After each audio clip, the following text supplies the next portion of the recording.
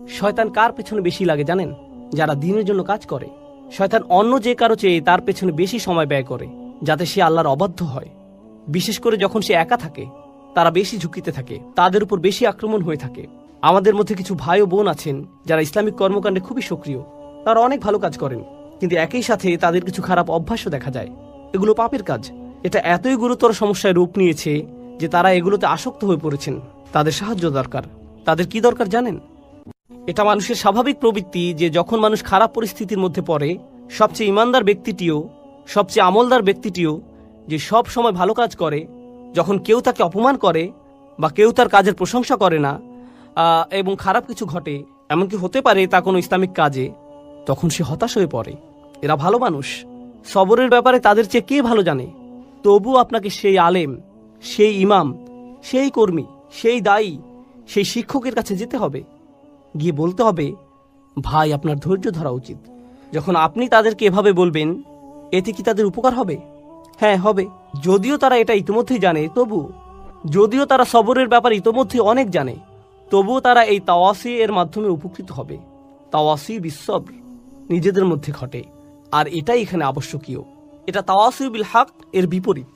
তাওয়াসি বিসবর তাদের জন্য যারা তাওয়াসি বিল হক থামিয়ে দিয়েছে, কারণ তারা ফলাফল দেখতে না পেয়ে হতাশ হয়ে পড়েছে। কিভাবে তারা তাদের উদ্যম ধরে রাখবে? একে অপরকে অধ্যাবসায়ের ব্যাপারে তাগিদ দেওয়ার মাধ্যমে। সবচেয়ে সহজভাবে বলা হয়েছে আলাল মাসাইব, অর্থাৎ আপনাকে ধৈর্য ধরতে হবে, অধ্যাবসায় চালিয়ে যেতে হবে, ধারাবাহিকতা ধরে রাখতে হবে। পরিস্থিতি যতই খারাপ হোক না কেন, অসবরু আলামা আসাবাক, যতই বিপদ আসুক না কেন, আপনাকে চেষ্টা চালিয়ে যেতেই হবে। এটা হলো একটা অর্থ। অপরটি হলো আনিল মাআসি, অর্থাৎ আপনাকে পরীক্ষা করা হবে। যারা এই দিনের জন্য কাজ করছেন, তা যেভাবেই হোক না কেন, হয়তো আপনি আপনার বাসায় দিনী পরিবেশ তৈরি করতে চাচ্ছেন, বাইরে আপনি হয়তো অমুসলিমদের দিনের দাওয়াত দিচ্ছেন, হয়তো দানের জন্য অর্থ জোগাড় করছেন। এটা যেমনই হোক না কেন, আপনি ইসলামের জন্য কিছু করতে চাচ্ছেন। শয়তান কার পেছনে বেশি লাগে জানেন? যারা দিনের জন্য কাজ করে। শয়তান অন্য যে কারো চেয়ে তার পেছনে বেশি সময় ব্যয় করে, যাতে সে আল্লাহর অবাধ্য হয়। বিশেষ করে যখন সে একা থাকে, তারা বেশি ঝুঁকিতে থাকে, তাদের উপর বেশি আক্রমণ হয়ে থাকে। সুতরাং আল্লাহর অবাধ্যতা থেকে বাঁচার জন্য আপনার সবর করা উচিত। একই সাথে আল্লাহর আনুগত্যের জন্য আপনার সবর করা উচিত। অর্থাৎ আল্লাহর আনুগত্য করাও কঠিন হয়ে থাকে, কিন্তু আপনাকে অধ্যাবসায় চালিয়ে যেতে হবে। আমরা কিছু ঘটনা জানি, এগুলো সত্যিকারের ঘটনা, কোনো বানানো কিছু নয়। আল্লাহ আমাদের সাথে কথা বলেছেন, তিনি আমাদের নিয়ে কথা বলেছেন, এবং তিনি ভালোভাবে জানেন আমরা কিভাবে জীবনযাপন করি। ফি হিদিক্রিকুম, তুমি নিজেই এ সম্পর্কে জানো। আমাদের মধ্যে কিছু ভাই ও বোন আছেন যারা ইসলামিক কর্মকাণ্ডে খুবই সক্রিয়। তারা অনেক ভালো কাজ করেন, কিন্তু একই সাথে তাদের কিছু খারাপ অভ্যাসও দেখা যায়। এগুলো পাপের কাজ। এটা এতই গুরুতর সমস্যায় রূপ নিয়েছে যে তারা এগুলোতে আসক্ত হয়ে পড়েছেন। তাদের সাহায্য দরকার। তাদের কি দরকার জানেন? তাদের দরকার তাওয়াসি বিসবর। তাদের কাউকে দরকার যে তাকে অনবরত উপদেশ দিবে, বলবে, শোনো, তোমাকে চেষ্টা করতে হবে, তোমাকে সংযত হতে হবে। এই 4টি উপাদান সম্পর্কে আমি সবশেষ কয়েকটি বিষয় বলতে চাই। এর প্রথম বিষয়টি হচ্ছে, এই 4টি উপাদানই অতীতকালে বর্ণিত হয়েছে। ইল্লাল্লাযীনা আমানু অতীতকাল, ওয়া আমিলু অতীতকাল, অতাওয়াসাউ বিল হক, অতাওয়াসাউ, সবগুলোই অতীতকাল। এর মাহাত্ম্য কি? যদি এভাবে বলা হতো, ইল্লাল্লাযীনা ইউমিনুন ওয়া ইয়ামালুনাস সালিহাত ওয়া ইয়াতাসালুনা বিল হক ওয়া ইয়াতাসালুনা বিস-সবর, তাহলে কি পার্থক্য হতো? বর্তমানকালে বললে কি হতো? অতীতকালে বলার কারণে বোঝা যাচ্ছে এখানে এমন মানুষের কথা বলা হচ্ছে যারা মৃত্যুর আগ পর্যন্ত সারাটি জীবন এই 4টি কাজ করেছে। সুতরাং এখন আপনি তাদের জীবনটি পর্যালোচনা করে দেখতে পারেন।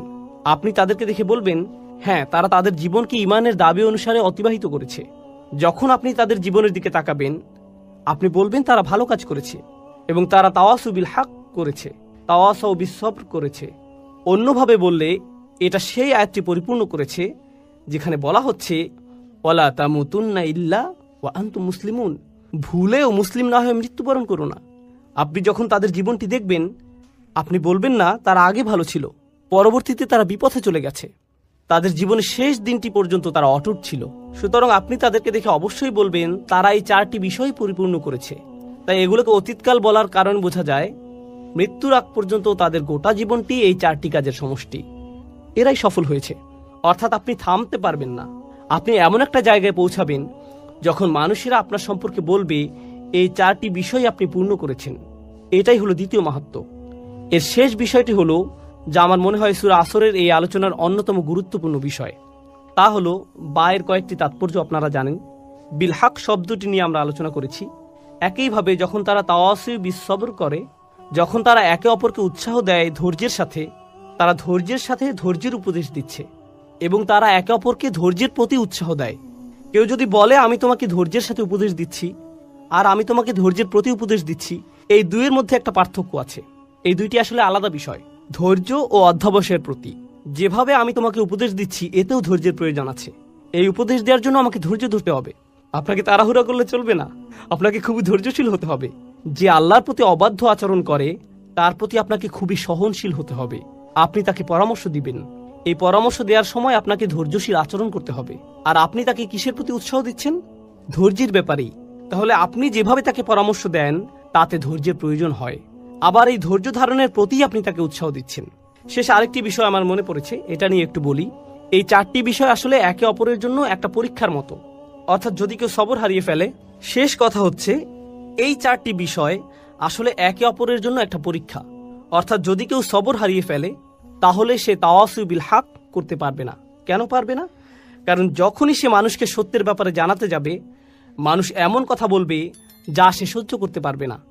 আর যখন মানুষের এমন কথা সে শুনবে, পরিস্থিতি তার জন্য কঠিন হয়ে যাবে। সে বলবে আমি এটা নিতে পারছি না। যখন সে বলবে আমি এটা নিতে পারছি না, আমি সহ্য করতে পারছি না, এ থেকে তার কিসের ঘাটতি বোঝা যায়? সবরের ঘাটতি। সুতরাং যখন কেউ সত্যের প্রতি আহ্বান করে না, বুঝতে হবে সেখানে সবরের ঘাটতি আছে।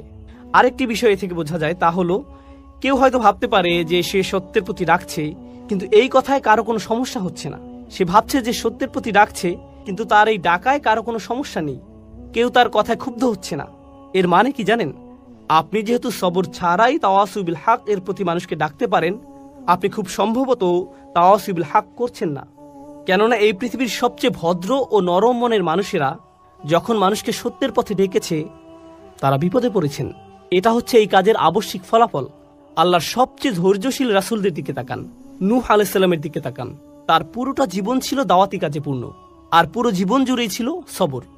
কেননা তিনি মানুষকে যা বলেছেন তা মানুষকে বাধ্য করেছে তাকে অপমান করতে, কটু কথা বলতে, তার বিরুদ্ধে দাঁড়াতে। আর এজন্য প্রয়োজন হয় সবরের। আর যখন এই দুটিরই ঘাটতি হয়, যখন আপনি মানুষকে সত্যের প্রতি ডাকছেন না আর সেজন্য আপনার সবর করারও কোনো প্রয়োজন নেই, যখন এই শেষ দুটির ঘাটতি হয়, যখন কারো মধ্যে এই দুটি থাকে না, তা থেকে আমরা কি বুঝতে পারি কিসের ঘাটতি আছে?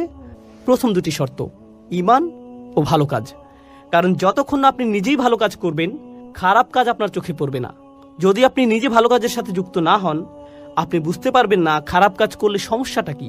কিন্তু যখন আপনি নিজের পরিবর্তন করবেন, আপনি হয়তো পার্টি করতেন, তারপর আপনি আল্লাহর কাছে ভালোভাবে তওবা করে তার আনুগত্য করতে শুরু করলেন।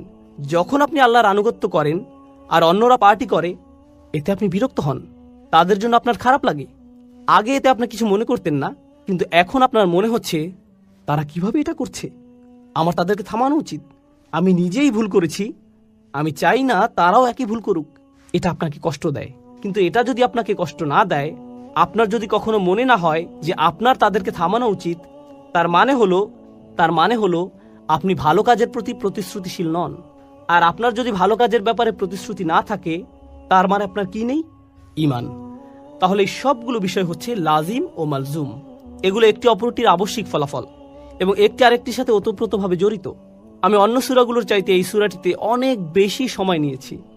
আমরা সূরা নাবা থেকে শুরু করেছিলাম, তখন একটি সেশনে একটি সূরা শেষ করেছি, কিন্তু এটা সূরা আসরের চতুর্থ সেশন। আলহামদুলিল্লাহ, অবশেষে আমরা এটা শেষ করতে পেরেছি। কেন জানেন? কারণ আমার মনে হয়েছে এটা সবচেয়ে ছোট সূরা। এটা এমন একটি সূরা যা মুখস্থ করা খুবই সহজ। আমাদের বেশিরভাগই এটা আত্মস্থ করে ফেলেছে, কিন্তু এটা সবচেয়ে ভারী সূরা। এই সূরার ওজন সবচেয়ে বেশি। আপনি আপনার জীবনকে কিভাবে দেখেন তা এই সূরাটি পুরোপুরিভাবে পরিবর্তন করে দেবে। আপনি কিভাবে আপনার পরিবারের সাথে আচরণ করেন, আপনার দৈনন্দিন জীবন, যা আপনি অর্জন করেছেন, যা এখনও অর্জন করতে পারেননি, তার চেয়েও বড় কথা সফলতা এবং ব্যর্থতা বলতে আপনি কি বোঝেন, এই সূরাটি এই সব কিছুর প্রতি আপনার মনোভাব পরিবর্তন করে দেবে। ডক্টর ফাদেল সালেহ আস-সামেরাই বলেছেন, কোন সূরা শুরু কোনো না কোনোভাবে এর শেষ অংশের সাথে সম্পর্কিত, কোন সূরা শুরুর অংশ তার শেষের অংশের সাথে যুক্ত। এই সূরা শুরু কি ছিল? একটি আয়াত, ওয়াল আসর, যা দিয়ে বোঝা যায় যে আপনার সময় শেষ হয়ে আসছে। আর শেষ আয়াতটি হলো 4টি উপাদান নিয়ে, যা আমরা গত 2 সেশন ধরে আলোচনা করছি। তাহলে এই দুইটি অংশ একটি অপরটির সাথে কিভাবে যুক্ত? ঈমান, ভালো কাজ, তাওয়াসু বিল হক, তাওয়াসু বিস সবর। এর ব্যাপারে সচেতন হওয়ার জন্য আপনার সময় শেষ হয়ে আসছে। আপনি সময় থাকতে সবকিছু ঠিক করে নিন। আপনার নিজের জন্য এটা খুব জরুরি একটা বিষয়। ইন্নাল ইনসানা লাফি খুসর, এটা কে? আপনি ধরে নিন, ইন্নান নাফসি, আমার নিজের জন্য। আমি নিজেই ক্ষতির মধ্যে আছি, আমি বিপদের মধ্যে আছি। আল্লাহ তাআলা আমাদেরকে তাদের অন্তর্ভুক্ত করুন যারা সূরা আসরের 4টি শর্তকে পূর্ণাঙ্গভাবে পালন করতে পেরেছে। আল্লাহুম্মা জাআলনা মিনাল্লাযিনা আমানু ওয়া আমিলুস সলিহাত ওয়া তাওয়াসাউ বিল হক ওয়া তাওয়াসাউ বিস সবর। বারাকাল্লাহু লি ওয়া লাকুম ফিল কুরআনিল হাকীম ওয়া নাফা'নি ওয়া ইয়্যাকুম বিল আয়াতি ওয়াজ যিকরিল হাকীম। আসসালামু আলাইকুম ওয়া রাহমাতুল্লাহি ওয়া বারাকাতুহু। আমি আপনাদের সাথে কথা বলতে যাচ্ছি মুসলিম তরুণদের মাঝে একটা সংস্কৃতি নিয়ে, যারা কোনো ধর্মীয় পথের ভিতর দিয়ে যাচ্ছে, বিশেষ করে পশ্চিমা সমাজে। অনেক সময় মুসলিম তরুণরা যে জীবনযাপন করে তাকে বলা যেতে পারে, মনে করুন, পার্টিং, ঠিক আছে? এবং তারপর জীবনে কোনো এক সময় তারা বিশেষ উপলব্ধির মুখোমুখি হয় এবং দিনের পথে চলতে শুরু করে। এমন প্রচুর ভাই বোন আছে যার জীবনে কোনো এক সময় পরিবর্তিত হয় এবং তারপর ধীরে ধীরে তারা আরো ধার্মিক হয়ে ওঠে। কিন্তু তারপর যা হয় তা হচ্ছে, যখন সময়ের সাথে সাথে তারা আরো ধার্মিক হয়ে ওঠে, তারা অনেক বেশি কড়া হয়ে যায়, খুবই উৎসাহী হয়ে পড়ে, আবেগপ্রবণ হয়ে পড়ে এবং নিজেদের জন্য নিজেরাই কোনো শিক্ষক খুঁজে নেয়। সেই শিক্ষক হচ্ছে কখনো কোনো মানুষ, কখনো কোনো সিরিজ লেকচার, কখনো কোনো ওয়েবসাইট, কখনো কোনো ব্লগ, কখনো অপরিচিত কোনো নাম। কিন্তু সেটা যাই হোক না কেন, তারা নিজেদের জন্য একটা জ্ঞানের উৎস খুঁজে নেয়, যেটাকে তারা সঠিক বলে মনে করে। এর প্রতি তারা খুবই অনুরক্ত হয়ে পড়ে এবং আস্তে আস্তে যা ঘটতে শুরু করে তা হচ্ছে তারা খুব কঠোর, খুব অনমনীয় হয়ে ওঠে।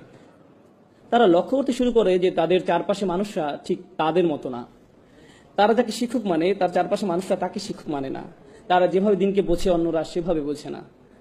তাই প্রথমে যা হয় তা হচ্ছে তারা তাদের চারপাশের, বিশেষ করে তাদের পরিবারের মানুষদের ব্যাপারে হতাশ হতে শুরু করে। মুসলিম তরুণটি ভালো দিকে পরিবর্তন হতে শুরু করলে সবার আগে যাদের প্রতি হতাশ হয় তাহলে তার পরিবার। কেন তোমরা বোঝো না? এটাই দিন পালনের সঠিক পথ। এবং এমন আরো অনেক অনেক সংঘর্ষের সৃষ্টি হয়।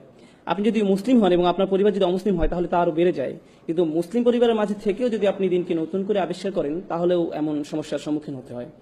এরকম সমস্যা শুধু যে পরিবারের মাঝে সীমাবদ্ধ থাকে তা নয়, বরং বন্ধু মহলেও বিস্তার ঘটে।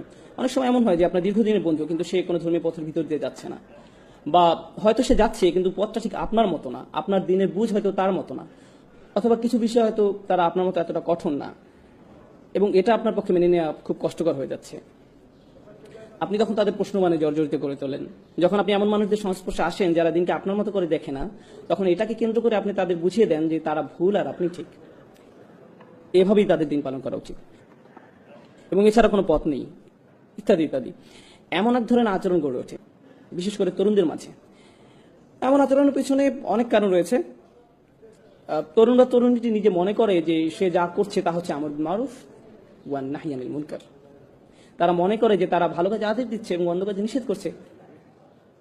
তারা তো তাদের ভাই বোনদেরকে হাদিস বা কোরআনের আয়াতই বলছে, ভালো কাজই তো করছে, এটাই তো তাদের করা উচিত, এমন কথাই তাদের মাথায় থাকে। তারা যা বুঝতে পারে না তা হচ্ছে এখানে আরো একটা ব্যাপার ঘটছে, অন্য আরো কিছু ঘটছে। দিনের পথে আসার আগে আপনি হয়তো বন্ধু মহলের মনোযোগের কেন্দ্রবিন্দু ছিলেন, আপনি গুন্ডা মাস্তান যাই ছিলেন না কেন সকলের মধ্যমণি হয়ে থাকতেন। যখন আপনি ধর্মের পথে আসলেন তখন আপনাকে ঘিরে আর সেটা রইল না, কিন্তু আপনার তখন এমন কিছু একটা চাই। অন্যদের উপর নিজের আধিপত্য দেখানোর জন্য আপনার ভেতরে এক ধরনের জেদ কাজ করে। আপনার মনে হয় যে আমি মানুষকে দেখাতে চাই কোনো না কোনো ভাবে আমি তোমাদের চেয়ে সেরা। এবং এই ঘুরপথে চলতে গিয়ে বেশিরভাগ সময় নিজের অজান্তেই, অধিকাংশ সময় তারা মানুষকে যে ধর্মীয় মতামত প্রদান করে তার মাধ্যমে তারা নিজেদের শ্রেষ্ঠত্ব দেখাতে চায়। তারা মানুষের কাছে প্রমাণ করে দিতে চায় যে অন্যরা আসলে ধর্মটা ঠিকমতো জানে না, আমি ধর্ম সম্পর্কে ঠিকমতো জানি। আসো তোমাকে বলি কোনটা সঠিক, আসো তোমাকে আয়াতটা শিখাই, তোমাকে হাদিসটা শিখাই, তুমি জানো না এটা এভাবে না ওভাবে। মানে ধর্ম নিজেই আপনার ইগো প্রকাশের মাধ্যম হয়ে ওঠে। এমন ঘটনা খুবই দুঃখজনক, কারণ ধর্ম নাজিল হয়েছিল যেন আমরা নিজেদের বিনয়ী করে তুলি, কিন্তু এখন আমরা সেই একই ধর্ম ব্যবহার করছি নিজেদের অহংকার প্রকাশ করতে, দাম্ভিকতা প্রকাশ করতে। তবে এটা এমন নয় যে শুধু আমাদের তরুণদের মাঝেই ঘটে থাকে, বরং বড়দের মাঝেও হয়। আপনারা ইবলিসের কথা জানেন, সে কিসে আল্লাহর অবাধ্য হয়েছিল? সে সিজদা করতে রাজি হয়নি। আদম আলাইহিস সালামকে আল্লাহ কি কাজ দিতে যাচ্ছিলেন কেমন উচ্চ বেতন তিনি পেতে যাচ্ছিলেন? আদম আলাহিসাল্লাম কি পদোন্নতি পেতে যাচ্ছিলেন যেটা থেকে ইবলিস বলে উঠেছিল, না না না না না, আমি এই কাজের জন্য বেশি উপযুক্ত? কি ছিল সেই কাজ? আল্লাহ তাআলা কি উদ্দেশ্যে মানুষ সৃষ্টি করেছিলেন? ইবাদতের উদ্দেশ্যে, ঠিক। এবং আদম আলাহিসাল্লামকে বলা হয়েছিল ইন্নী জাইলুন ফিল আরদি খলিফা। আল্লাহ ওনাকে কোথায় ন্যস্ত করেছিলেন? পৃথিবীতে। এবং এটা কি ছিল? আল্লাহর কাজ করার দায়িত্ব। এটা একটা ধর্মীয় উপাধি। আরো সহজভাবে যদি বলি, আদম আলাহিসাল্লামকে ধর্মীয় সম্মাননা দেওয়া হয়েছিল, দুনিয়াবী সম্মান না। উনাকে কোনো উচ্চ বেতন বা বিলাস বাড়ি দেওয়া হয়নি, ওনাকে ধর্মীয় মর্যাদা দেওয়া হয়েছিল। তাই আপনি যদি এই বিষয়টা নিয়ে ভাবেন তাহলে কিছুটা অবাক হবেন। ইবলিস এক ধর্মীয় মর্যাদার কারণে আদম আলাহিসাল্লামকে হিংসা করেছিল, তার ইগো প্রকাশ পেয়ে গিয়েছিল। কারণ সে মনে করেছিল আল্লাহর দিনের কাজ করার জন্য আদমের চেয়ে সে বেশি যোগ্য, দিনের কাজ করার জন্য আমি বেশি যোগ্য। এবং এই অহংকার প্রকাশ পেয়ে যায় যখন কেউ দাবি করে যে মসজিদের সভাপতি হওয়ার জন্য আমি বেশি উপযুক্ত, সভাপতি পদের জন্য আমি বেশি উপযুক্ত। তাকে কেন বেছে নেওয়া হলো? কেন তাকে এই কাজ দেওয়া হলো? কেন আমাকে নেওয়া হলো না? এটা একটা ধর্মীয় কাজ। সভাপতি হলে আপনাকে টাকা দেওয়া হবে না, মসজিদ পরিচালনার জন্য তো আপনাকে নতুন গাড়ি দেওয়া হবে না। কিন্তু তারপরও আমেরিকা জুড়ে আমরা দেখতে পাই কিসের জন্য মানুষ জান দিয়ে লড়ে যাচ্ছে? ধর্মীয় খেতাবের জন্য। মসজিদ পরিচালনা কে থাকবে? কার কথা শোনা হবে? কিন্তু কেন? এই রোগের সূচনা কোথায় হয়েছিল? সেই কাহিনী যথেষ্ট পুরানো। এই রোগের ভাইরাস ইবলিসের থেকে শুরু হয়েছিল। সে ওই ধর্মীয় কর্তৃত্ব চেয়েছিল। মূল বিষয় হচ্ছে এটা এক প্রকার অসুখ, এবং এটা যদি কারো মাঝে থাকে তাহলে তার সেটা অতি সত্বর চিহ্নিত হওয়া উচিত।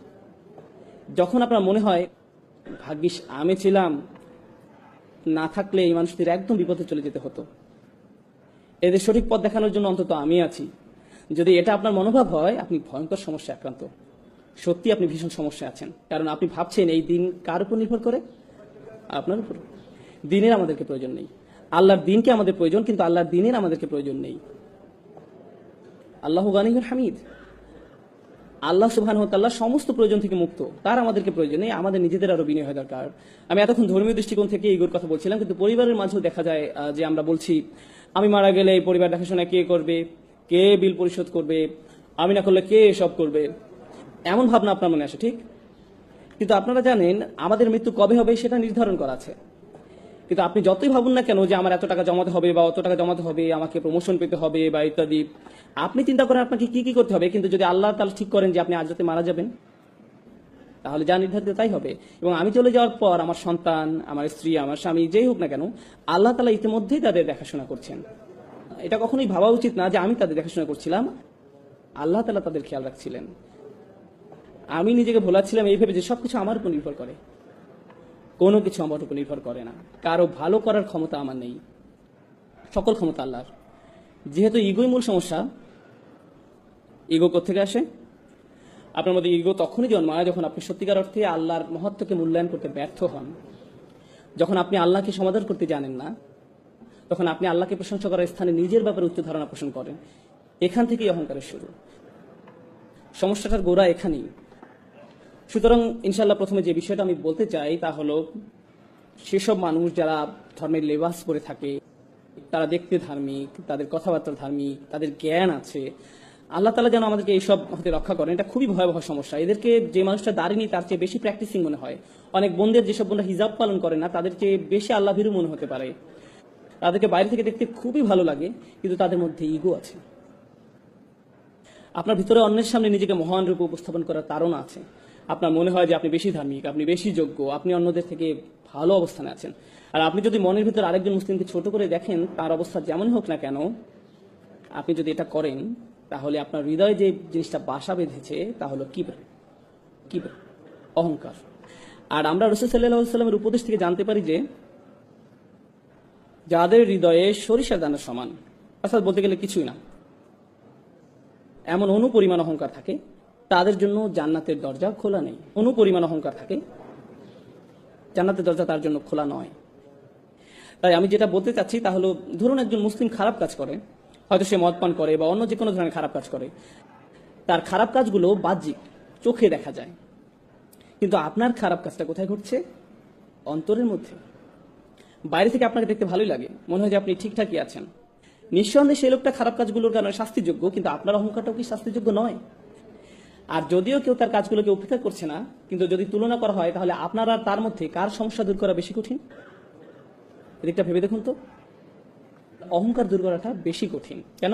কারণ আপনি একে দেখতেও পান না, সেই মানুষটার মদ পান তো সবাই দেখতে পায়, এ নিয়ে তার সাথে কথা বলা যাবে, কিন্তু আপনার অন্তরের এই ব্যাপারটা সমাধান করা অনেক বেশি কষ্টের, কারণ এটার অবস্থান হৃদয়ের গভীরে, যার একমাত্র ব্যক্তি আপনি অনুধাবন করতে পারেন, অন্য কেউ আপনাকে এটা বলতে পারবে না। যদি এটা থাকে তাহলে আপনার ভেতরে আছে। আর আমি যখন আপনাদের এই ব্যাপারগুলো বলছি, এই সময় আপনার মনে হতে পারে এই মুহূর্তে আমার অহংকারে একজনের কথা মনে পড়ছে যার এই কথাগুলো শোনা উচিত। অন্য কারো ব্যাপারে চিন্তা করবেন না, তাহলে স্বয়ং আপনার মধ্যেই এই অহংকারের চিহ্ন আছে। কার কথা আপনার মনে আসা উচিত? আপনার নিজের কথা। ধর্মের নসিহতগুলো সর্বপ্রথম নিজের জন্য প্রযোজ্য, অন্যের জন্য নয়। সর্বপ্রথম কার জন্য প্রযোজ্য? নিজের জন্য। আমরা এতই অন্ধ হয়ে গেছি যে আমরা ভাবি কোরআনের এই আয়াতগুলো, রাসূল সাল্লাল্লাহু আলাইহি ওয়াসাল্লামের এই হাদিস বা উপদেশগুলো সব অন্যদের জন্য, নিজের জন্য না। কোনো কিছু শোনার সাথে সাথে অন্যকে বলার জন্য আপনি পেরেশান হয়ে যান। সেগুলো প্রথমে কার মানার কথা ছিল? কার সেগুলো প্রথমে অনুসরণ করার দরকার ছিল? আপনার নিজের। এই ব্যাপারটা আমাদের অবশ্যই মনে রাখতে হবে। আল্লাহর দ্বীনের ক্ষেত্রে আমরা অনেক বেশি স্বার্থপর, আমরা আত্মকেন্দ্রিক, আমরা ধান্দাবাজ হয়ে পড়ি। এই ব্যাপারটা আমাদের অবশ্যই মনে রাখতে হবে। যখন একজন স্বামী স্ত্রীর দায়িত্ব কর্তব্য সম্পর্কে কোনো হাদিস শোনে, তখন সে কি করে? সে তার স্ত্রীকে যেয়ে বলে, এই জানো আজ কি শুনেছি, মনে রেখো। এমনকি পিতামাতাও তাদের সন্তানদের সাথে কোন একটা শোনায়, অবিল ওয়ালিদাইনি ইহসানা, তোমার পিতামাতার সাথে সৎ ব্যবহার করো। এটাকে আত্মসেবা হয়ে যায় না? আমরা কি এখানে নিজের সেবা করতে এসেছি নাকি আল্লাহর দ্বীন পালন করতে এসেছি? এটা পুরো দৃষ্টিভঙ্গি বদলে দেয়। এটা সম্পূর্ণ ভিন্ন দৃষ্টিভঙ্গি। তো এটি প্রথম সমস্যা যা আমি আপনাদের সামনে তুলে ধরতে চেয়েছিলাম। ইগো, যা কেবল আপনি উপলব্ধি করতে পারেন, আর কেউ আপনার জন্য তা করতে পারবে না। যদি আপনার অন্তরের মধ্যে ইগো থাকে, তাহলে বাইরে থেকে যতই ভালো দেখাক না কেন, তার কি মূল্য থাকবে? কারণ আপনার হৃদয়টাই সুস্থ নেই। আর আল্লাহ বলেন, ইল্লামান আতাল্লাহু বিকলবিন সালিম, কিন্তু একমাত্র তারা ব্যতীত যারা সুস্থ অন্তর নিয়ে আল্লাহর কাছে আসবে। তাই আমাদের ভিতরের এই ইগোটাকে ঠিক করতে হবে। দ্বিতীয় পয়েন্টে যাওয়ার আগে আমি আপনাদের কিছু টিপস বলি কিভাবে বুঝবেন যে আপনার মধ্যে ইগো আছে। যদি কেউ আপনাকে কোনো বিষয় শুধরে দেয় আর আপনি খুবই অপমানিত বোধ করেন, আপনার যদি মনে হয় তুমি কিভাবে আমাকে এটা বলতে পারো, নিজেকে কি মনে করো, তার কি এমন যোগ্যতা আছে যে আমার ভুল ধরিয়ে দেয়, এটা যদি আপনার প্রথম প্রতিক্রিয়া হয়, তবে আপনার মধ্যে ইগো সমস্যা আছে। সেই লোকটা যদি ভুলও হয়ে থাকে, তার হয়তো সেটা বলা উচিত হয়নি, তারপরও আপনার প্রাথমিক প্রতিক্রিয়া এমন হবে না যে সে কে এটা আমাকে বলা, বরং আপনার প্রতিক্রিয়া হবে, হয়তো এই মন্তব্যের মধ্যে দিয়ে আল্লাহ আমার নিজের কোনো অনুচিত কাজের দিকে মনোযোগ দিতে বলছেন। আচ্ছা, এটা যদি 100% সত্য নয়, কিন্তু তার কথার মধ্যে সামান্য অংশ কি সত্য? এর মাঝে কি 1% সত্য, 0.5% সঠিক? তার কথার মধ্যে যতটুকু সত্য ততটুকুই আমি গ্রহণ করি।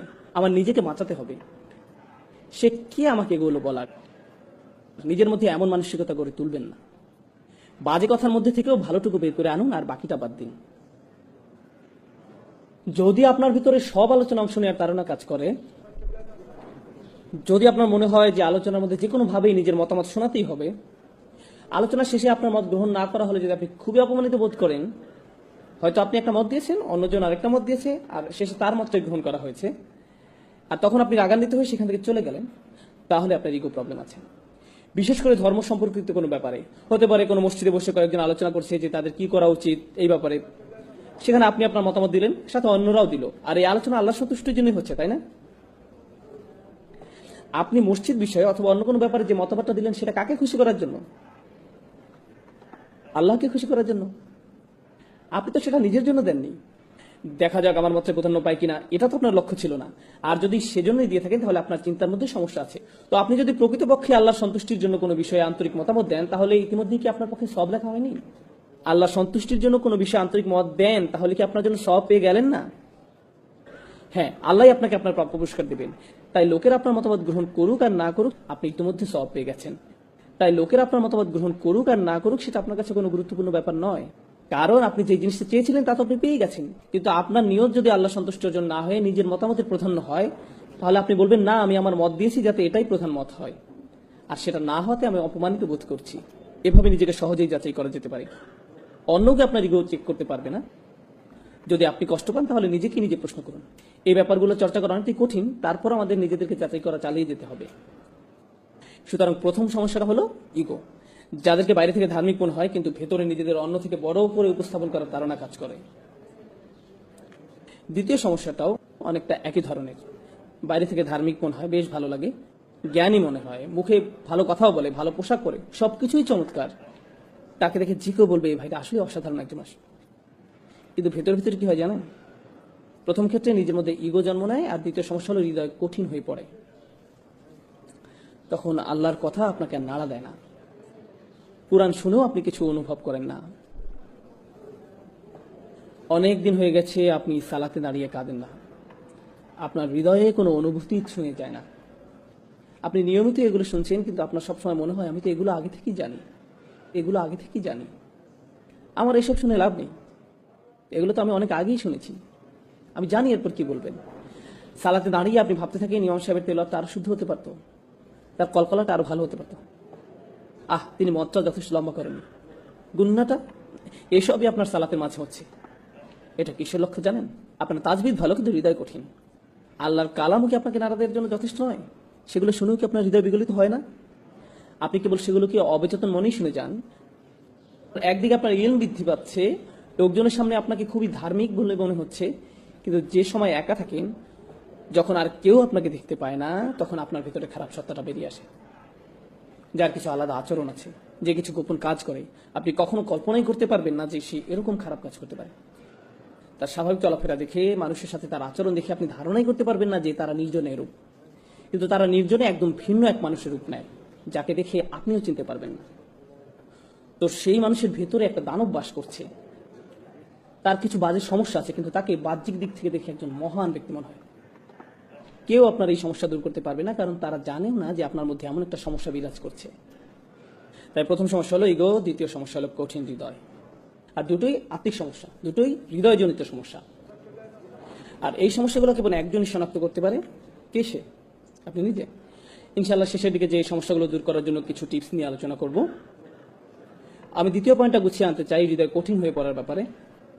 আল্লাহ তাআলা বলেন, যে একটা আমি শুরুতে তিলাওয়াত করেছিলাম সূরা হাদীদ থেকে, আল্লাহ প্রথমে আহলে কিতাবদের সাথে পরে আমাদের সাথে কথা বলছেন। তিনি বলেন, আলাম ইয়ানিনিল্লাযিনা আমানু, মানুষদের মধ্যে যারা ইমানদার বলে নিজেদেরকে দাবি করে, আন তাকশা কুলুবুহুম লিযিকরিল্লাহ, তাদের জন্য আল্লাহর স্মরণে হৃদয় বিগলিত হওয়ার সময় আসেনি। তাদের হৃদয় সশ্রদ্ধ ভয়ে পূর্ণ হওয়া উচিত, তাদের হৃদয় হয়ে যাওয়া উচিত বিগলিত। যখন আপনার পেশি নরম আর দুর্বল হয়ে পড়ে, জানেন সেটা আসলে খুশ, তখন আপনাকে শক্তিহীন মনে হয়, আপনার মনে হয় কেউ আপনাকে বশীভূত করে ফেলেছে। আল্লাহ বলেছেন তাদের হৃদয় আল্লাহর ভয়ে, তাঁর কথা স্মরণ করে বশীভূত হয়ে পড়া উচিত। যারা বিশ্বাসী তাদের জন্য কি আল্লাহ স্মরণে হৃদয় গলে যাওয়ার সময় আসেনি? ওমা নাযালা মিনাল হক, এবং যে সত্য অবতীর্ণ হয়েছে তার কারণে। কি সেটা? কি সত্য অবতীর্ণ হয়েছে? আল কোরআন। এরপরে আল্লাহ একে একে বলছেন, ওয়ালা ইয়াকুনু কাল্লাযীনা উতুল কিতাবা মিন ক্বাবল, তোমরা তাদের মতো হয়ো না যাদেরকে পূর্বে কিতাব দেওয়া হয়েছিল। ফাতালা আলাইহিমুল আমাদ, এরপর একটা বড় সময় অতিক্রান্ত হয়ে গেছে। তার মানে তারা এই কিতাব ধারণ করেছিল দীর্ঘ সময়ের জন্য। যখন তারা এভাবে কিতাব ধারণ করেছিল, আপনারা জানেন যখন প্রথম ধর্মীয় অনুশাসন শুরু করেন তখন আপনি উত্তেজিত থাকেন, এই উত্তেজনা একসময় চলে যায়, যা থাকে তা হলো বহিরাবরণ। ফাকাসাদ কুলুবুহুম, এরপর যা ঘটে তা হলো অন্তর কঠিন হয়ে যায়। একটি দীর্ঘ সময় অতিক্রান্ত হওয়ার পর ধর্মীয় কার্য সম্পাদন একটা রুটিনে পরিণত হয়। এমন কিছু তারা করে যা শুধু করতে হয়, তারা এটা করছে কারণ এটা করতে তারা অভ্যস্ত, কিন্তু এটা আর এমন কিছু নয় যা তাদের হৃদয়কে আলোড়িত করে। তাদের হৃদয় কঠিন হয়ে গেছে। যখন আপনার অন্তর কঠিন হয়ে যায়, তখন কলুষিত হওয়ার ভয় আপনার জন্য খুব বেশি।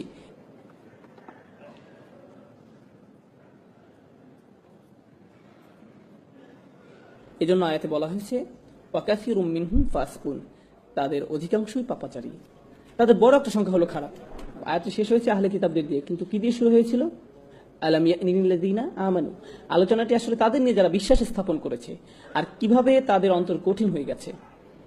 আর এটা যদি আপনার ভিতরে অনুভব করতে পারেন, কেউ আপনাকে বলে দিতে পারবে না, এটা কেউ আপনাকে বলে দিতে পারবে না। আমি আবার বলছি, আপনার জন্য এটা অনুমান করতে পারবে না। একমাত্র যে এটা ধরতে পারবে সে ব্যক্তি হলো আপনি নিজে, অন্য কেউ নয়। আপনি আল্লাহর সামনে কতটুকু বিনয়ী, আপনি অন্যদের সামনে কতটুকু বিনয়ী, এই বিষয়টা আপনাকে বলে দিতে পারবো না, আমি আপনাকে বলে দিতে পারবো না, একমাত্র আপনি বলতে পারবেন। আপনি যদি কখনো হতাশা ভোগেন, আপনি বুঝতে পারবেন যে আপনার অন্তর আসলেই কঠিন হয়ে গেছে, আর আপনি নিজে এই সমস্যাটা আপনার মধ্যে বাড়তে দিয়েছেন। যখন কোনো ধর্মীয় ব্যক্তির উপস্থিতি খুবই ভীতিকর মনে হয়, কোনো দেখতে ধার্মিক লোক, তাকে দেখার সাথে সাথে আপনার মনে ভীতি তৈরি হয়, তাদের সাথে কথা বলতে আপনি আতঙ্কিত হন, তাদের আশপাশে যাওয়া আতঙ্কজনক হয় আপনার জন্য, আপনি আতঙ্কগ্রস্ত হয়ে পড়েন। অনেক সময় যেসব বোন হিজাব পরেন না, তারা হিজাব পর একজনকে আসতে দেখলে তারা রাস্তা ক্রস করে অন্যদিকে চলে যান, ওই যে হিজাব পুলিশ আসছে, এবং সে নিশ্চয়ই আমাকে এমন কিছু বলবে যে আমার মন খারাপ করে দিবে। এখন একদিকে এটা ভয়ের কারণ, অন্যদিকে কখনো এটা সত্যি। কিছু মানুষ রয়েছে যারা অন্যদের নিচু চোখে দেখে, তারা অন্যদের প্রতি মারাত্মক অধ্যত আচরণ করে। এখন আপনি আমাকে বলুন, কিছুদিন আগেও না আপনি পার্টি মাতিয়ে রাখতেন? যারা আপনার সাথে এইভাবে কথা বলে তাদের আপনি কিভাবে জবাব দেন? আপনি কি ভুলে গেছেন যে আপনি কোথা থেকে এসেছেন? আল্লাহ আপনাকে কোথায় নিয়ে এসেছে? কারণ মানুষ ভুলে যায় যে তারা কি ছিল আর আল্লাহ তাদের কোথায় এনেছেন। তারপর কয়েক বছর অতিক্রান্ত হওয়ার পর যখন তারা ভালো হয়ে যায়, তখন এমন কাউকে দেখলে তারা বলে আস্তাগফিরুল্লাহ, সে এমন কিভাবে হলো? আপনি কোথায় ছিলেন? এই লোককে দেখে তো আপনার শিক্ষা নেওয়া উচিত। আপনি তো ঠিক তার মতোই ছিলেন। আল্লাহর যে রহমত আপনার উপর বর্ষিত হয়েছে তা আপনার স্মরণ করা উচিত। কুনতুম আলা শাফা হুফরাতিম মিনান নার, আপনি দোজখের একেবারে প্রান্তে ছিলেন। ফাআনকাযাকুম মিনহা, তিনি আপনাকে রক্ষা করেছেন। আর সেই আয়াতে আল্লাহ বলছেন ফাআল্লাফা বাইনা কুলুবিকুম, তিনি তোমাদের অন্তরে ভালোবাসা সৃষ্টি করেছেন। আপনারা আপনাদের অন্তরসমূহের মাঝে যদি ভালোবাসা পেতে যান, তাহলে আপনাকে মনে রাখতে হবে যে আপনি নিজেও একদিন এই পথে ছিলেন এবং আপনাকে সেখান থেকে রক্ষা করা হয়েছে। আপনাকে এজন্য রক্ষা করা হয়নি যে আপনি খুব স্মার্ট মানুষ, আপনি রক্ষা পাওয়ার যোগ্য। এটা আপনার প্রতি কার অনুগ্রহ ছিল? এটা আপনার প্রতি আল্লাহর অনুগ্রহ ছিল। কোন সাহস আপনি অন্যদের দিকে কিভাবে তাকান, কিভাবে এমন মন্তব্য করেন? এই দাম্ভিকতা জঘন্য ব্যাপার। এটা আপনার সকল ভালো কাজ ধ্বংস করে দিবে, সব ভালো কাজ ধুয়ে মুছে দিবে। অধিকাংশ ক্ষেত্রেই আমাদের যুবকরা যারা তীব্র বিতর্কে লিপ্ত হয়, যে কোনো বিষয় নিয়ে হতে পারে ধর্মতত্ত্বের বিষয়, হতে পারে ফিকের বিষয়, হতে পারে একটা সংগঠনের পদ নিয়ে, যে কোনো ব্যাপার নিয়ে হোক না কেন, আপনার জানের বিতর্কের মূল কারণ কি? ইগো। আসলে এটা আত্ম অহংকারের কারণে হয়ে থাকে। মানুষ স্কলারদের সম্পর্কে কথা বলে যেন তারা ক্রীড়াবিদকে নিয়ে কথা বলছে। ওই যে ওনার কথা আমার একদম পছন্দ হয় না, আমাকে মাফ করবেন, আপনি জানেন তিনি কত পরিশ্রম করেন আল্লাহর সন্তুষ্টির জন্য। যদি আপনি তার সাথে একমত নাও হন, প্রকৃত ব্যাপার হলো তিনি তার বাড়ি ত্যাগ করেছেন। তিনি যদি স্কলার নাও হন না কেন, তিনি বিশ্বের এক প্রান্ত থেকে আরেক প্রান্তে ভ্রমণ করেছেন শুধু জ্ঞান অর্জনের জন্য। রাতের পর রাত ব্যয় করেছেন প্রার্থনা করে, মুখস্থ করে, অধ্যয়ন করে। আর আপনি তার সম্বন্ধে এমন কি বা জানেন? তিনি কি বলছেন আমি পছন্দ করি না, আমার মনে হয় তিনি বিপদগামী। কোন সাহসে আপনি এটা বলেন? আপনি কি করেছেন? কিসে আপনার এমন অবস্থান নিয়ে যায় যে আপনি তার সম্বন্ধে এমন মন্তব্য করেন? আপনি যে কোনো মুসলিমের সাথে দ্বিমত পোষণ করতে পারেন, আপনার সাথে তার মতামত নাই মিলতে পারে। এক্ষেত্রে তাদের প্রতি আপনার প্রথম দৃষ্টিভঙ্গিটা কেমন হওয়া উচিত? আপনার কি এমন রায় দেওয়া উচিত যে তারা জাহান্নামের পথে? যদি আপনি সত্যিই তাদের ব্যাপারে উদ্বিগ্ন হয়ে থাকেন, সত্যিই তাদের ব্যাপার নিয়ে চিন্তিত হয়ে থাকেন, তাহলে তাদের এই সমস্যা নিয়ে আপনি অন্য কারোর সাথে কথা বলবেন না। আপনি কার সাথে কথা বলবেন? তাদের সাথেই কথা বলবেন। আপনি সরাসরি তাদের সাথেই কথা বলবেন যদি আপনার মাঝে আন্তরিকতা থেকে থাকে। তাহলে আপনি আপনার উৎকণ্ঠার কথা অন্য কারো কাছে বলবেন না। অন্যথায় আপনার মাঝে আন্তরিকতার অভাব পরিলক্ষিত হয়। এর ফলে বোঝা যায় যে আপনার মাঝে ইগো আছে। আপনার নিজ দলের প্রতি আপনি পক্ষপাতিত্ব দেখাচ্ছেন, নিজ মতের পক্ষে দাঁড়িয়েছেন, বা অন্য সম্পর্কে আপনি যা তা বলছেন। এটা অপরিপক্ক, এটা দাম্ভিকতা, আত্মহংকারমূলক। এটা তাই যদি আমাদের অবস্থা এই পর্যায়ে এসে পৌঁছে, তাহলে আমাদের মধ্যে প্রতিষেধক প্রয়োজন। সর্বপ্রথম প্রতিষেধক হলো আশা হারিয়ে যায়নি। সুবহানাল্লাহ। পরবর্তী আয়াতে আল্লাহ চমৎকার করে বলছেন, ইয়ালামু, তোমরা জেনে রাখো, আন্নাল্লাহা ইউহয়িল আরদা বা'দা মাউতিহা, অবশ্যই আল্লাহ ভূভাগকে তার মৃত্যুর পর পুনরুজ্জীবিত করেন। পূর্ববর্তী আয়াতে আল্লাহ অন্তরসমূহ সম্পর্কে কথা বলেছিলেন, আর এখন তিনি কি বিষয়ে কথা বলছেন? ভূপৃষ্ঠকে জীবন দেওয়া সম্পর্কে। আল্লাহ আপনাদের বলছেন যে যেভাবে আল্লাহ পৃথিবী পৃষ্ঠকে জীবন দান করতে পারেন মৃত্যুর পরে, ঠিক সেভাবে আল্লাহ আপনার অন্তরকেও জীবন দান করতে পারেন। আপনার অন্তর পুনরায় কোমল হতে পারে। আমরা অলৌকিক নিদর্শনাবলী প্রকাশ করেছি যাতে তোমরা বুঝতে পারো। বুঝতে পেরেছেন? আপনার জন্য আশা রয়েছে। আপনি আপনার অন্তরকে পরিষ্কার করে নিতে পারেন, এটা সম্ভব। আল্লাহ যদি শুষ্ক জমিনে প্রাণের সঞ্চার করতে পারেন, তিনি আপনার অন্তরকেও পুনরায় জীবিত করতে পারেন। এখন চিকিৎসার ব্যাপারে আলোচনা করা যাক। এই চিকিৎসা কি? আপনি আপনার ইগো সমস্যার সমাধান কিভাবে করবেন? প্রথম যে বড় বিষয়টি আপনার অন্তর পরিষ্কার করতে সহায়তা করবে তা হলো আল্লাহর স্মরণ। প্রথমে এই বিষয়টি আপনাকে আয়ত্ত করতে হবে। কত ঘন ঘন আপনি আল্লাহকে স্মরণ করেন। আল্লাহকে স্মরণ করা মানে শুধু এইসব কথা বলা নয় যে সুবহানাল্লাহ, আলহামদুলিল্লাহ, আল্লাহু আকবার, লা ইলাহা ইল্লাল্লাহ, এগুলো উচ্চারণ করাই নয়। নিশ্চয়ই এগুলো খুবই গুরুত্বপূর্ণ জিকির, যা আমরা রাসূল সাল্লাল্লাহু আলাইহি ওয়াসাল্লামের সুন্নাহ থেকে জানতে পারি।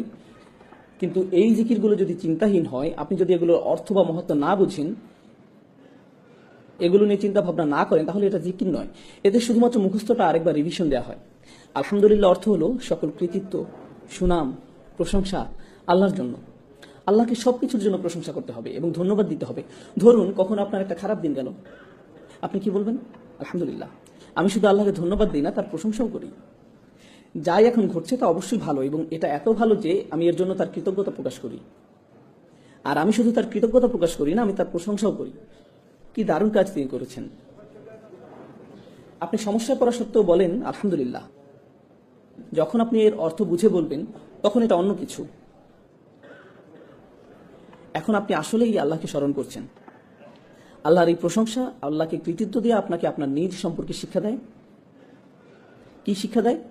যখনই কোনো ভালো কাজ আপনি মনে করেন যে আপনি করেছেন, আপনার কি করা উচিত? আলহামদুলিল্লাহ বলা উচিত। আপনি আসলে কাকেই কাজের কৃতিত্ব দিচ্ছেন? আল্লাহকে। আপনি কোনো বক্তব্য দেওয়ার পর হয়তো কেউ এসে আপনাকে বলে, ভাই দারুণ বক্তব্য দিলেন, আপনি হেসে বলেন আলহামদুলিল্লাহ, আমি জানি ভালো হয়েছে। তাহলে এই আলহামদুলিল্লাহ আসলে আলহামদুলিল্লাহ নয়। এভাবে বলার মাধ্যমে আপনি আপনার নিজের প্রশংসাই করলেন। প্রশংসা পেলে কিভাবে অস্বস্তিতে পড়তে হয় আপনাকে তা শিখতে হবে। প্রশংসা আপনার মাঝে যেন বিনয় নিয়ে আসে। আল্লাহকে কৃতিত্ব দেওয়ার ক্ষেত্রে আপনাকে দ্রুত হতে হবে এবং একই সাথে নিজেকে বিনম্র করতে হবে। ভাই আপনি জানেন না, আপনার এভাবে বলা ঠিক নয়। আমি আসলে কিরকম তা আমি জানি না, আল্লাহ জানেন, শুধুই আল্লাহ জানেন। আপনার প্রশংসা আমার দরকার নেই, আমার দরকার আপনার দোয়া। আমি চাই না আপনি প্রশংসা করুন, বরং আমি খুবই ভালো এটা আপনি আমাকে বলার দরকার নেই। না, আমি আপনার কাছ থেকে এটা শুনতেও চাই না। এটা আসলে আমাকে সাহায্য করে না, এটা আমার ক্ষতি করে। কারণ কেউ যখন আমার প্রশংসা করে তখন এটা আমার মাঝে কি জাগিয়ে তোলে? আমার ইগো। আর এটা মানুষের জীবনের সবচেয়ে ভয়ঙ্কর সমস্যা।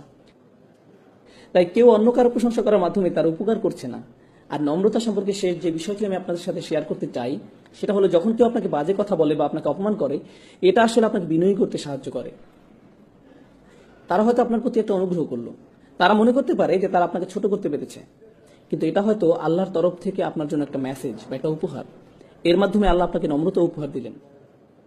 এই জন্য ইবনে তাইমিয়া রাহমাতুল্লাহ আলাইহি বলতেন, যখন কেউ আমাকে কষ্ট দেয় আমি মনে করি এটা আল্লাহর পক্ষ থেকে উপহার, তিনি আমাকে নম্রতা শিক্ষা দিচ্ছেন। সুবহানাল্লাহ, এটা একটা ব্যতিক্রম উদাহরণ। এরপর মানুষের উপকার করা শিখুন, শুধুমাত্র আল্লাহর সন্তুষ্টির জন্য। অনেক সময় কেউ কেউ সাধ্যের অতিরিক্ত করে ফেলে। ধার্মিকদের প্রতি এটাই আমার শেষ বক্তব্য, বিশেষ করে তরুণদের জন্য। তারা অনেক কর্মকাণ্ডে অংশ নেয়, তারা সংগঠনে অংশ নেয়, তারা দলে যোগদান করে, তারা মসজিদে যোগদান করে, তারা বিভিন্ন অনুষ্ঠানে যায়, তারা সবসময় কর্মঠ থাকে, তারা ডান বাম করতেই থাকে। এরপর কি ঘটে জানে? তারা ইচ্ছা শক্তি হারিয়ে ফেলে, তারা পুরোপুরি ক্লান্ত হয়ে যায়। যখন তারা পুরোপুরি ক্লান্ত হয়ে যায়, এরপর তারা কখনোই আগের অবস্থায় ফিরে আসতে পারে না। ভারসাম্য রাখুন, ধীরে ধীরে অগ্রসর হন। আপনাকে সপ্তাহের এক ছুটিতেই সব করে ফেলতে হবে না, অথবা গ্রীষ্মের ছুটিতেই সব করতে হবে এমন নয়, বরং ধীরে ধীরে অগ্রসর হন। ইনশাআল্লাহ আপনি গতি ধরে রাখতে পারবেন। এবং যখন আপনি শুধু আল্লাহর জন্যই কোনো কিছু করবেন এবং আপনি হতাশ হয়ে যান না, কোনো ফলাফল হচ্ছে না, এই জন্য উদাহরণ হিসাবে এই অনুষ্ঠানের কথা বলা যাক। আমাকে দাওয়াত দেওয়া হয়েছিল, আমি বলেছিলাম ঠিক আছে আমি রবিবার আসবো। শনিবার রাতে কেন নয়? কারণ তখন এখানে কেউ থাকবে না। জানেন আমার প্রথম মতামত কি ছিল? তো কি হয়েছে? আমি আপনাদের জন্য এখানে আসছি না। আমি কেন আসছি? আর বড় কোনো কারণ আছে। আপনারা আমাকে কিছু দিচ্ছেন না, কে দিচ্ছেন? আল্লাহ, ঠিক। তাই এখানে একজন থাকুক, 100 জন থাকুক, আর কেউ না থাকুক, আমি কি আমার বিনিময়ে পাবো? যদি আমার নিয়ত ঠিক থাকে, আমি পেয়েছি। যদি আমার নিয়ত ঠিক থেকে থাকে। আপনি কেন এখানে এসেছেন? কারণ আপনার বন্ধু আপনাকে আসতে বলেছে, কারণ আপনাকে আসতে জোর করা হয়েছে, কারণ আপনার গাড়ি এখনো ছাড়ছে না, তাই আপনি এখানে আটকে গেছেন, এই জন্য? তাহলে আপনি কিছু অর্জন করতে পারলেন না।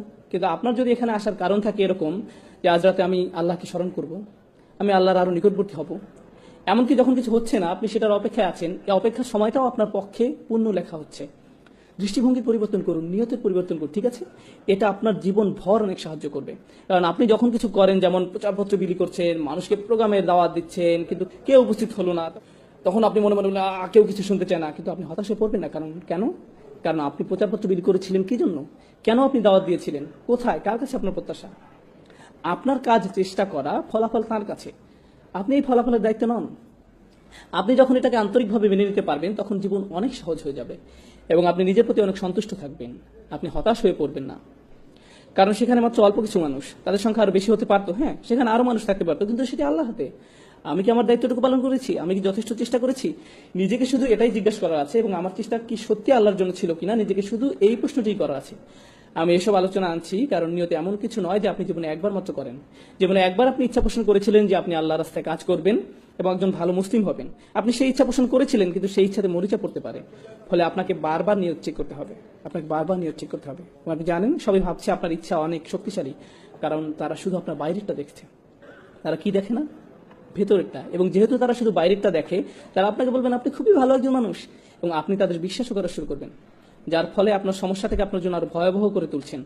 প্রথম প্রতিকার হচ্ছে আল্লাহকে স্মরণ করা। দ্বিতীয় প্রতিকার হচ্ছে উত্তম সঙ্গী খোঁজা, এমন সহচর খোঁজা যারা আপনার চেয়ে উত্তম। তৃতীয় প্রতিকার হচ্ছে গুরুত্বপূর্ণ প্রতিকার, নিজের মুখ বন্ধ রাখতে শেখা। যদি আপনি খুব খারাপ কিছু দেখেন, তাহলে একজন মুসলিমকে উপদেশ দেওয়ার নমনীয় পন্থা খুঁজে বের করুন। এভাবে ভাবুন, আমি তাদের যে কথাগুলো বলতে যাচ্ছি সেগুলো কি তাদের ধর্মের প্রতি আরো বিমুখ করে দিবে? অথবা আমার সৌহার্দ্যপূর্ণ নমনীয় পন্থা খুঁজে বের করা উচিত, যা তাদেরকে ধীরে ধীরে ইসলামের মূল বিষয়ের সাথে আপোষ না করে দিনের পথে নিয়ে আসবে। হয়তো তাদের বন্ধুদের পরিবর্তনের মাধ্যমে, দৃশ্যপটের পরিবর্তনের মাধ্যমে যদি তারা সামান্য একটু উপদেশ শুনতে পায়। আপনি প্রথমেই তাদের আচরণ পরিবর্তন করতে চান না, আপনি প্রথমে কি পরিবর্তন করতে চান? তাদের অন্তর। যখন তাদের অন্তর পরিবর্তন হবে তখন ব্যবহার আপনা আপনি পরিবর্তিত হবে। বেশিরভাগ সময় আমরা মানুষের কিসের পিছে ছুটি? আমরা তাদের ব্যবহারের পিছনে ছুটি। আপনি মানুষের ব্যবহার পরিবর্তন করতে পারবেন না, আপনি তাদের শুধু স্মরণ করে দিতে পারবেন এবং আশা করতে পারেন আল্লাহ তাদের অন্তরটা পরিবর্তন করে দিন। আপনার দায়িত্ব স্মরণ করে দেয়। ফাদাক্কির। আল্লাহ রসুল মানুষদেরকে আল্লাহর সাথে শিরক করতে দেখেছেন, কুফরি করতে দেখেছেন, এবং আল্লাহ বছরের পর বছর তাকে বলেছেন ফাদাক্কির ইন্না ফাতিদ যিকরা, ফাদাক্কির ইন্না ফাতিদ যিকরা, স্মরণ করিয়ে দাও, স্মরণে উপকারিতা আছে। মহানবী সাল্লাল্লাহু আলাইহি সাল্লাম এই একই ধরনের খুব খারাপ মানুষদের কাছে 10 বছর দাওয়াত দিয়েছেন এবং আল্লাহ বলে গেছেন স্মরণ করিয়ে দাও, এতে কাজ হবে, স্মরণ করিয়ে দাও, এতে উপকার আছে। আপনি কাউকে স্মরণ করে দিলেন, এতে কোনো ফল পাওয়া যায় না। তখন আপনি বলেন আমি তাকে স্মরণ করে দিয়েছিলাম, সে পাত্তাই দেয়নি, তাকে স্মরণ করে দেওয়ার মাঝে কোনো উপকার নেই। নবী সাল্লাল্লাহু আলাইহি সাল্লামের জীবনে দেখুন তিনি কি পরিমাণ স্মরণ করে দিতেন, এবং আল্লাহ বলে যেতেন আপনি হয়তো উপকারিতা দেখতে পাচ্ছেন না, কিন্তু সেখানে উপকারিতা আছে। হ্যাঁ, উপকারিতা আছে। এবং আন্তরিকভাবে মনে করিয়ে দেয়া থেকে উপকারিতা প্রথম কে পাবে? সেই ব্যক্তি যে স্মরণ করিয়ে দেয়। কে প্রথম উপকৃত হচ্ছে? আপনি, কারণ আপনি স্বীকার করে নিয়েছেন যে শব্দগুলো আপনার মুখ থেকে বের হচ্ছে, কিন্তু প্রভাব কোথা থেকে আসবে? আল্লাহ তাআলার পক্ষ থেকে। এবং যদি আপনার কথায় কাজ না হয় তাহলে হয়তো কার মাঝে কিছু সমস্যা আছে? আপনার মাঝে। আপনার প্রথম প্রতিক্রিয়া এমন হওয়া উচিত নয় যে তার মাঝে কিছু সমস্যা আছে, সে আমার কথা শোনে না। এটি প্রথম প্রতিক্রিয়া হওয়া উচিত নয়। আপনি জানেন নবী সাল্লাল্লাহু আলাইহি সাল্লাম যখন মানুষকে উপদেশ দিতেন, দাওয়াত দিতেন, এবং তারা ওনার কথা শুনতো না, তখন ওনার মনে চিন্তা উকি দিত হয়তো আমি আমার দায়িত্ব ঠিকভাবে পালন করতে পারছি না, হয়তো আমি এই কথাগুলো আরো ভালোভাবে বলতে পারতাম। এবং তখন আল্লাহ তাআলা তাকে মনে করে দিতেন না না না, আপনি আপনার দায়িত্ব ঠিকভাবে পালন করেছেন, আপনার যা করার কথা আপনি তাই করেছেন, আপনি শুধু সতর্ক করে যান, আপনি শুধু সতর্ক করে যান, ফলাফল নিয়ে দুশ্চিন্তা করবেন না, আপনার যা করার কথা শুধু তা করে যান। এই লাইনগুলোর সাথে শেষ যে আয়াতটি আমার মাথায় এসেছে, আমার এটি আপনাদের সাথে শেয়ার করা উচিত, কারণ এটি এই ইস্যুর জন্য গুরুত্বপূর্ণ। ইনশাআল্লাহ দুটি আয়াত, একটি সূরা শুরা, সূরা নম্বর 42, এবং আরেকটি আয়াত যেখানে নবী সাল্লাল্লাহু আলাইহি সাল্লামকে উপদেশ দেওয়া হয়েছিল, সূরা আলে ইমরান। তার মানে দুটি আয়াত। সূরা শুরা, ওমা তাফারাকু ইল্লা মিন বাদি মা জাআহুমুল ইলম বাগয়াম বাইনাহুম, তাদের কাছে জ্ঞান আসার পরই তারা পারস্পরিক বিভেদের কারণে মতভেদ করেছে। যতক্ষণ তাদের কাছে জ্ঞান আসেনি ততক্ষণ তারা নিজেদের মাঝে মতভেদ করেনি। তার মানে কারা এখন মতপার্থক্য করছে? জ্ঞানী মানুষেরা। কিসে জ্ঞানী? বিজ্ঞান, পদার্থবিজ্ঞান, রসায়ন, জীববিজ্ঞান, কিসে তারা জ্ঞানী? ধর্মীয় জ্ঞানে, ধর্মীয় জ্ঞানে, আসমানি কিতাবে জ্ঞানী, সুন্নতে জ্ঞানী। জ্ঞানী হওয়ার পর তারা কি করছে? মতবিরোধে পতিত হচ্ছে। কেন? আল্লাহ তাআলা বলে দিচ্ছেন বাগিয়াম বাইনাহুম, একজন আরেকজনের উপর কর্তৃত্ব করার জিদ থেকে। তাদের এরূপ জিদ থাকে এবং তারা নিজেদের সেরা মনে করতে চায়। এবং কি সেই হাতিয়ার যা তাদের সেরা ভাবায়? ধর্মীয় বিষয় জ্ঞান। তারা এই ধর্মীয় জ্ঞানকে এমন একটা মাধ্যম বানিয়ে ফেলে যা দ্বারা তারা নিজেদের গর্ববোধকে আরো বাড়িয়ে তোলে। কি ভয়ানক অপরাধ! এই আয়াতের শেষে আল্লাহ তাআলা বলছেন ওয়ালাউলা কালিমাতুন সাবাকাত মির রাব্বিকা ইলা আজালিম মুসাম্মা লাকুদিয়া বাইনাহুম, যদি আপনার পালনকর্তার পক্ষ থেকে নির্দিষ্ট সময় পর্যন্ত অবকাশের সিদ্ধান্ত না থাকতো তবে তাদের ফয়সালা হয়ে যেত, তাদেরকে শাস্তি দেয়া হতো, তাদেরকে তখনই শাস্তি প্রদান করা হতো। এটি খুবই গুরুতর অপরাধ। এটি খুবই গুরুতর অপরাধ যে তারা তাদের দিনকে মতবিরোধের হাতিয়ার হিসাবে ব্যবহার করছে, এবং অহংকার ছাড়া আর অন্য কিছুই তাদের জ্ঞানকে একে অপরের সাথে মতবিরোধের হাতিয়ারে পরিণত করেনি। আল্লাহ তাআলা আমাদেরকে এই মারাত্মক অপরাধ থেকে হেফাজত করুন, বিশেষ করে আমাদের তরুণ প্রজন্মকে। এদেশে তরুণদের যে সংস্কৃতি, আপনারা বল খেলেন, কেউ একজন আপনার সাথে ব্লক করে দেয়, এরপর কি হয়? পরের খেলায় আপনি প্রতিশোধ গ্রহণ করেন, আপনার অবস্থা পুনরায় উদ্ধার করেন, কারণ প্রতিপক্ষ আপনাকে নিয়ে হাসি ঠাট্টা করবে। এই হচ্ছে সংস্কৃতি। আমার বিরুদ্ধে তোমার এত সাহস কিভাবে হয়? এটি শুধুমাত্র খেলা নয়, এটি অহংকারের একটি পরীক্ষা। গাড়ি চালানো অবস্থায় কেউ একজন আপনাকে পেছনে ফেলে দিল, কি আপনাকে ক্রুদ্ধ করে দিল? তুমি আমাকে তোমার হোন্ডা সিভিক দিয়ে আমার M5 কে পাস করে যাচ্ছ? না না, আমি তোমাকে দেখে নিব, আমি তোমাকে আমার ক্ষমতা এক্ষুনি দেখিয়ে ছাড়বো, আমি গ্যাস প্যাডেল 4 পর্যন্ত চাপ দিয়ে তোমাকে দেখিয়ে দেবো কিভাবে কি করতে হয়। এসব কিসের বহিঃপ্রকাশ? অহংকার। এই সমাজে প্রতিনিয়ত আমাদের জানানো হচ্ছে তোমরা অহংকার বৃদ্ধি করো। সবকিছু তোমাকে নিয়ে, যে গান লেখা হয় বা গাওয়া হয়, যেমন আমার চেইন, আমার হ্যাট, আমার জুতা, আমার মোজা, যেটাই হোক, সবকিছুতে আমি আমি আমি। তুমি আমাকে ছুঁতে পারবে না, আমার দিকে তাকাতে পারবে না, আমার চোখের দিকে তাকাবে না, আমি তোমার এই করবো, এরপর আমি এই করবো। এসবের মানে কি? এসব কি তাৎপর্য বহন করে? অহংকার। নিজের মধ্যে অহংকার উস্কে দেয়, নিজের উপাসনা করা। এটা ঠিক তাই, আসলে এই ইগো আত্মপূজার দিকে ধাবিত করে। এবং এই দিন শুধুমাত্র তাদের জন্য একটি দিন যারা আল্লাহর সামনে নিজেকে নত করে দেয়। তার মানে এই আয়াতটি খুব খুব গুরুত্বপূর্ণ। সূরা আল ইমরান এর শেষ আয়াত। বিশেষ করে যারা নেতৃত্ব স্থানীয় অবস্থানে আছেন, আপনাদের মাঝে যাদেরকে অন্যরা অনুসরণ করে, যারা জানে অথবা এমনকি ভাবে যে সে অন্যদের চেয়ে বেশি জানে, আল্লাহ রাসূল সাল্লাল্লাহু আলাইহি সাল্লামকে বলছেন, ফাবিমা রাহমাতিম মিনাল্লাহি লিনতা লাহুম ওয়ালাউ কুনতা ফাযযান গালিযাল কলব লানফাদ্দু মিন হাওলিক। আল্লাহর বিশেষ দয়া ও অনুগ্রহের কারণে আপনি নবী সাল্লাল্লাহু আলাইহি সাল্লাম সাহাবীদের প্রতি কোমল। ওয়ালাউ কুনতা ফাযযান গালিযাল কলব, যদি আপনি তাদের প্রতি শক্ত হতেন, কঠোর হৃদয়ের হতেন, অনমনীয় হতেন, জিদ করতেন, এমনকি যদি তাদের সাথে কথা বলার সময় কিছু পরিমাণ কঠোরতা প্রদর্শন করতেন, লানফাদ্দু মিন হাওলিক, তারা আপনার থেকে দূরে সরে যেত। তারা কারা? সাহাবারা আপনার থেকে দূরে পালিয়ে যেত। আপনি কে? রাসূল সাল্লাল্লাহু আলাইহি সাল্লাম। চিন্তা করতে পারেন, সাহাবারা রাসূল সাল্লাল্লাহু আলাইহি সাল্লাম থেকে দূরে পালিয়ে যেত। আল্লাহ বলেননি আপনি যদি সত্যের পথে না ডাকেন তাহলে তারা পালিয়ে যাবে। আপনি যদি তাদের কোরআন শিক্ষা দেওয়া বন্ধ করে দেন তাহলে তারা পালিয়ে যাবে। আপনি যদি ওহী প্রকাশ না করেন তাহলে তারা পালিয়ে যাবে। রাসূল সাল্লাল্লাহু আলাইহি সাল্লাম কি করলে তারা পালিয়ে যাবে? তিনি এখনো কোরআন শিক্ষা দিচ্ছেন, এখনো সত্যের সন্ধান দিচ্ছেন, সবকিছুই ঠিক আছে। শুধুমাত্র কি পরিবর্তনের কথা এই আয়াতে বলা হয়েছে? যা তাদেরকে দূরে সরিয়ে দিবে। যদি তিনি সাহাবীদের প্রতি কঠোর হন, কঠিন হন, এতটুকুই যথেষ্ট, তারা দূরে সরে যাবে। সুবহানাল্লাহ, কি দারুণ শিক্ষা আল্লাহ দিচ্ছেন। আল্লাহ কি দারুণ শিক্ষা রাসূল সাল্লাল্লাহু আলাইহি ওয়াসাল্লাম দিচ্ছেন। সর্বোৎকৃষ্ট নেতার প্রতি যদি এই শিক্ষা হয়, তাহলে কি আপনার মনে হয় না যে এটি আমাদের জন্য বেশি প্রযোজ্য? এটি অবশ্যই প্রযোজ্য। যদি আপনি কোনো নেতৃস্থানীয় অবস্থানে থাকেন, যদি আপনাদেরকে হাত ওঠাতে বলি, হাত ওঠানোর দরকার নেই, কথার কথা আমি যদি হাত দেখাতে বলতাম আপনারা কয়জন নেতৃস্থানীয় আছেন? আপনি জানেন আপনাদের প্রত্যেকের হাত ওঠানো উচিত। আপনারা প্রত্যেকেই নেতৃস্থানীয় লোক। আপনাদের সবার সে অবস্থান আছে যেখান থেকে আপনারা অন্য কাউকে উপদেশ দিতে পারেন, এবং এটি খুবই ভালো। কিন্তু আপনি কিভাবে উপদেশ দিবেন? বিশেষ করে যদি তারা মুসলিম হয়, তাদেরকে ধর্ম থেকে আরো দূরে সরিয়ে নিয়ে যাওয়ার পরিবর্তে আরো ধৈর্যশীল হন। আমি বলছি না কাউকে ভুল কিছু করতে দেখলে তা মেনে নিবেন। যদি হারাম কিছু করতে দেখেন তাহলে বলবেন, দেখুন আমি জানি এটি হারাম, আমি আসলে আপনার জন্য উদ্বিগ্ন। এটি বিভিন্নভাবে বলা যায়। এই কাজটি করাতে দোজখে যাবে তুমি জানো, এটা একভাবে বলা। নিজের কাজের জন্য তোমার লজ্জিত হওয়া উচিত, এটা বলার একটা ধরন।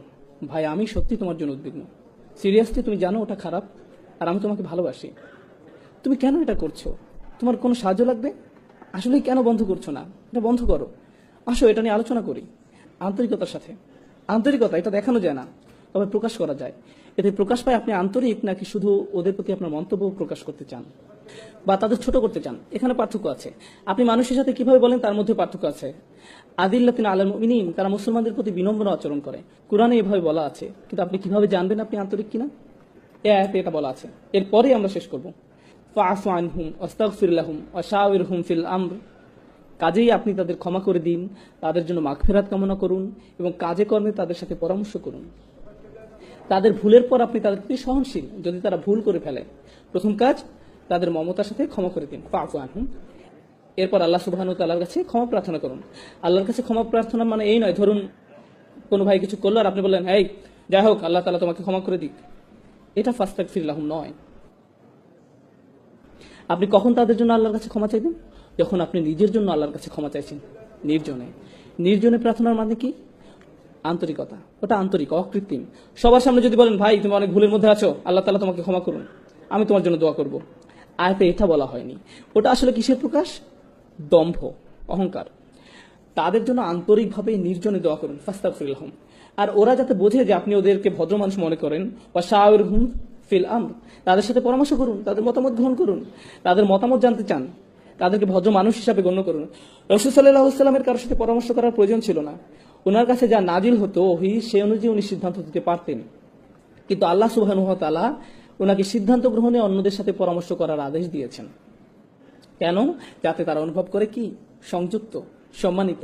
এটা একজন নেতার চারিত্রিক বৈশিষ্ট্য হওয়া উচিত। উনি তাঁর অধীনে যারা ছিল তাদেরকে বুঝতে দিয়েছেন যে তারাও সম্মানিত। ওয়াশাওিরহুম ফিল আমর, এবং কাজে কর্মে তাদের সাথে পরামর্শ করুন। ফাইদা আযমতা ফাতাওয়াক্কাল আলাল্লাহ, যখন আপনি কোনো সিদ্ধান্ত নেন আল্লাহ তাআলার উপর বিশ্বাস রাখুন, কারণ আপনার সিদ্ধান্তই সাফল্যের চাবিকাঠি নয়। সব সাফল্যের মূলে আছেন আল্লাহ সুবহানাহু ওয়া তাআলা। ইন্নাল্লাহা ইউহিব্বুল মুতাওয়াক্কিলিন, আল্লাহ তার উপর নির্ভরকারীদের ভালোবাসেন। আল্লাহ আমাদেরকে আমাদের চেয়েও ভালো মানুষদের সঙ্গ দান করুন, যেন আমরা আমাদের অহংবোধ নিয়ন্ত্রণ করতে পারি। আল্লাহ সুবহানাহু ওয়া তাআলা আমাদের এই তৌফিক দিন যেন আমরা আমাদের আশেপাশে মানুষদের সদুপদেশ দিতে পারি। যারা বলে লা ইলাহা ইল্লাল্লাহ, যারা আমাদের সাথে এই চমৎকার কালেমায় বিশ্বাস করে, তারা আমাদের রক্তের সম্পর্কের আত্মীয়ের থেকেও অনেক বেশি ভালোবাসার দাবি রাখেন। লা ইলাহা ইল্লাল্লাহ আমাদের রক্তের বন্ধন থেকেও বেশি কাছের করে দেয়। আমরা যেন সব মুসলিমদের সাথে সেই রকমের ভালোবাসা এবং সহমর্মিতা অনুভব করতে পারি। আন্তরিকতা তাদের প্রতি প্রকাশ করতে পারি, আল্লাহ আমাদেরকে সেই তৌফিক দান করুন। আমিন। ভালো উপদেশ যাদের প্রয়োজন তাদের অন্তরে যেন তা প্রবেশ করতে পারে, আল্লাহ সেই তৌফিক দান করুন। আল্লাহ সুবহানাহু ওয়া তাআলা আমাদের উপদেশ গ্রহণ করার ক্ষমতা দিন, আমরা যেন এর সবটুকু ভালো গ্রহণ করতে সমর্থ হই এবং উপদেশ যেন আমাদের অহংবোধ বাড়িয়ে তোলার কোনো মাধ্যম না হয়ে ওঠে। আল্লাহ আমাদেরকে তার সামনে বিনম্র রাখুন, আমাদের অতীত ভুলগুলো ক্ষমা করে দিন, আমরা যেন প্রতিনিয়ত আমাদের অন্তঃকরণকে পরিশুদ্ধ করি, আল্লাহ আমাদেরকে সেই তৌফিক দান করুন। আমিন।